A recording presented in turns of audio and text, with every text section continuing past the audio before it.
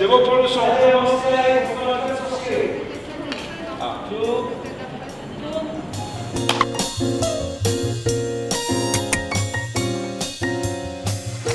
Bonjour à tous, bienvenue pour ce nouveau numéro de Porte Ouverte. Ce mois-ci, nous vous emmenons dans les coulisses de la carte au trésor. C'est parti. Marina, notre directrice de casting, qui fait la sélection de tous les candidats. Enchantée, bonjour.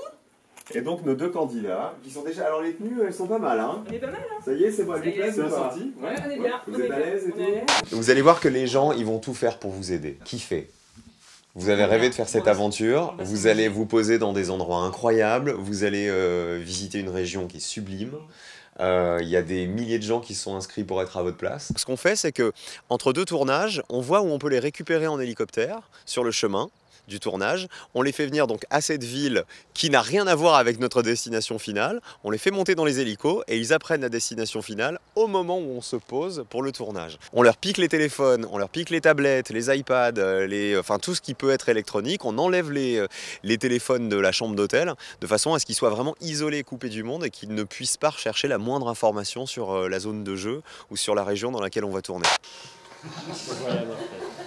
C'est une énigme à rebond.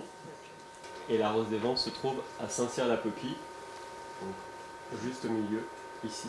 On va faire ce qu'on appelle la minute sécurité. Si vous n'avez pas été confort avec certaines choses qui ont pu se passer sur le tournage, si vous avez remarqué des comportements qui vous ont inquiété ou qui ne sont pas adaptés, eh ben on en parle, juste on le dit, on parle, pour que ça ne se reproduise pas.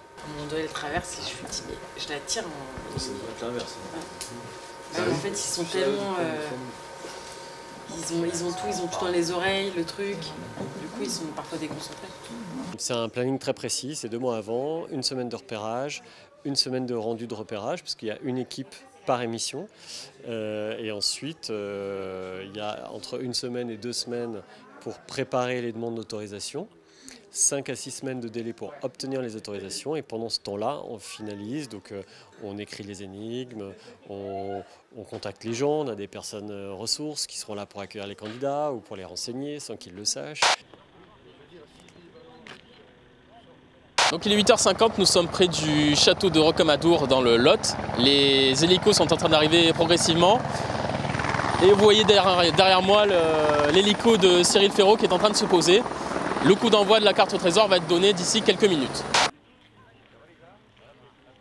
Ah bah vous êtes là les amis. Je me demandais où vous étiez. Bonjour. Ça va? Pourquoi avoir voulu relancer la carte au trésor sur France 3 ? Parce que je rêvais de présenter un jeu d'aventure. Moi, c'est Fort Boyard qui m'a donné envie de faire de la télé.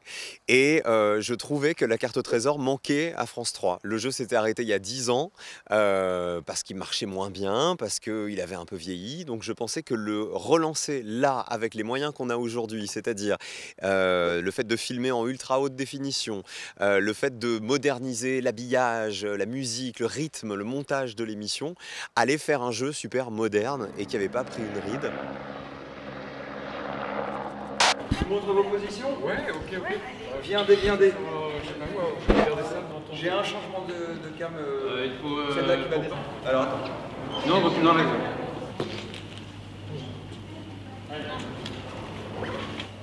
Donc, on est ici au centre-ville de Figeac. On est ici dans le centre-ville de Figeac, sur une réplique de la pierre de Rosette, puisque Jean-François Champollion, qui a déchiffré les reliefs grâce à est né tout près d'ici. Ça a été, j'ai l'impression, dès la lecture de l'énigme, une évidence pour toi. L'aviation, en tout cas. Oui, tout à fait. J'ai repéré là aussi sur la carte des industries, notamment d'aéronautique. J'ai pas de saut.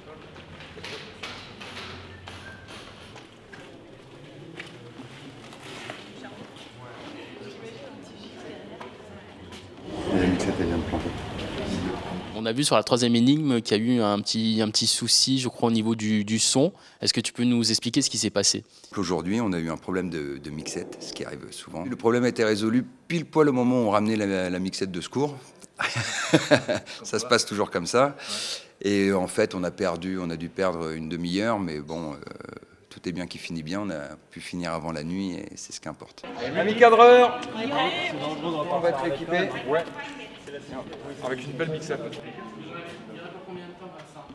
Il y en a pour très peu de temps. Ouais, c'est 5 minutes. Dès que le son est prêt, je crois que j'en ai pour 5 minutes. Ok, super. Elle est là, les gars. Observez-la bien. Et Olivier, il n'est pas dans ton champ, là? Si. Ouais, voilà, Olivier. Regardez-la bien, vous savez qu'elle est précieuse pour déchiffrer cette énigme. Voilà la tienne. Merci. Et voilà la tienne. Est-ce que vous êtes prêts à vous lancer dans cette troisième énigme? C'est parti. On va voir qui va avoir le troisième indice pour la rose des vents. Ah oui, il y a un objet. J'avais oublié. Top chrono, allez-y! Je descends et sur la gauche. Merci monsieur. Merci monsieur. Au revoir. Vous avez une voiture peut-être? Vous avez une voiture? Ah ok.